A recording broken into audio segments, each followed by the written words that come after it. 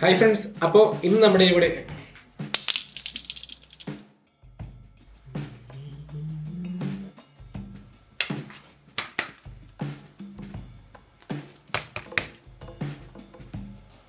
ഒരു ടോർച്ചാണുള്ളത്. ചാർജ് ഇല്ലാത്ത ഒരു ടോർച്ച്, ഫ്ലാഷ് ലൈറ്റ്.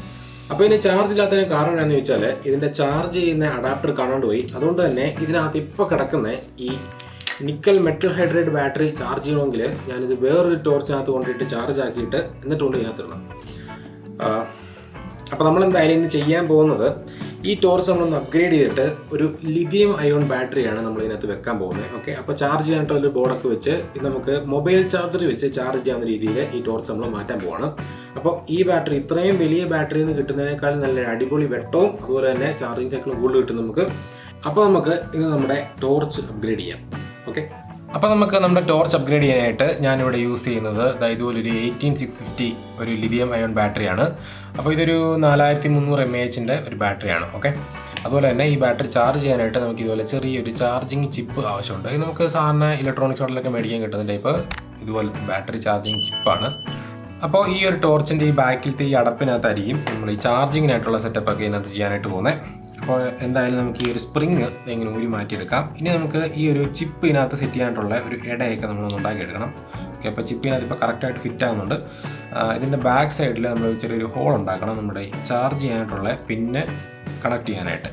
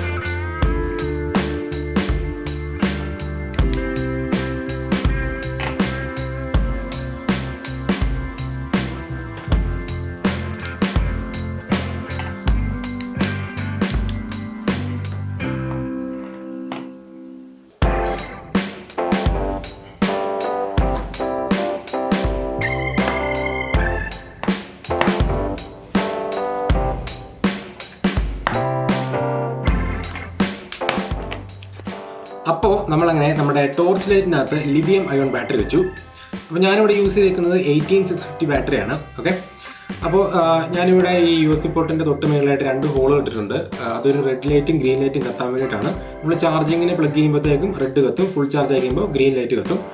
അപ്പോൾ ഇനിയിപ്പോൾ ഈ ടോർച്ചിൻ്റെ ചാർജ് പെട്ടെന്ന് തീർന്നു പോകത്തൊന്നുമില്ല. അതുപോലെ തന്നെ നല്ല അടിപൊളിയായിട്ട് നല്ല ബ്രൈറ്റ് ആയിട്ട് കത്തുകയും ചെയ്യും. അപ്പോൾ നമ്മൾ ഈ ബാറ്ററി വെക്കുമ്പോഴത്തേക്കും ഈ ടോർച്ചിൻ്റെ ഈ LED-ക്ക് അത്രയും പവർ ഹാൻഡിൽ ചെയ്യാൻ പറ്റുന്ന LED ആണോ നോക്കിയിട്ട് വേണം നമ്മൾ വെക്കാനായിട്ട്. ഇതിപ്പോൾ എന്തായാലും നല്ല രീതിയിൽ വർക്ക് ചെയ്യുന്നുണ്ട്. പിന്നെ ഞാനിവിടെ നേരിട്ട് നമ്മുടെ ബാറ്ററിയിൽ നിന്ന് ഈ LED-യിലോട്ടാണ് കൊടുത്തേക്കുന്നത്. വേറെ നമ്മൾ ആ ചിപ്പിനകത്തുനിന്നല്ല എടുത്തേക്കുന്നത്. കാരണം ചിപ്പിനകത്തുനിന്ന് എടുക്കുമ്പോഴത്തേക്കും ആംബിയർ നമുക്ക് വേണ്ട രീതിയിൽ ഈ ഒരു LED കിട്ടുന്നില്ല. അപ്പോൾ ഇങ്ങനെ ബ്ലിങ്ക് ചെയ്തുകൊണ്ടിരിക്കുന്നുണ്ട് LED ഇടയ്ക്കിടയ്ക്ക്. അതുകൊണ്ട് ഞാനിവിടെ നമ്മുടെ ഈ ബാറ്ററിയിൽ നിന്ന് സ്ട്രെയിറ്റ് വയർ നമ്മുടെ ഈ ഒരു LED-യുടെ ഈ ഒരു മൊഡ്യൂളിലോട്ടാണ് കണക്ട് ചെയ്തേക്കുന്നത്. അതുകൊണ്ട് പെർഫെക്റ്റ് ആയിട്ട് നല്ല അടിപൊളിയായിട്ട് വർക്ക് ചെയ്യുന്നുണ്ട്. അപ്പോൾ എങ്ങനെയാണ് ഒരു ടോർച്ച് അപ്ഗ്രേഡ് ചെയ്ത് USB ചാർജിങ് ആക്കാൻ പറ്റുന്നതെന്ന് എല്ലാവർക്കും മനസ്സിലാക്കാമല്ലോ. അപ്പോൾ ഇതുപോലെ ടോർച്ച് മാത്രമല്ല എന്ത് ഉപകരണം വേണമെങ്കിലും നമുക്ക് ബാറ്ററി ഇട്ട് യൂസ് ചെയ്യുന്നത് ഇതുപോലെ നമുക്ക് ലിഥിയം ബാറ്ററി വെച്ച് അപ്ഗ്രേഡ് ചെയ്യാവുന്നേ ഉള്ളൂ. അപ്പോൾ എന്തായാലും ഞാൻ ഇനി പോയിട്ട് ആദ്യം കാണാൻ പോയ ആ ഒരു കപ്പാസിറ്റർ തപ്പട്ടെ. നമുക്കിനി അടുത്ത വീഡിയോയിൽ വേറെ അടിപൊളിയായിട്ട് വീണ്ടും കാണാം. അതുവരെ ബൈ ബൈ.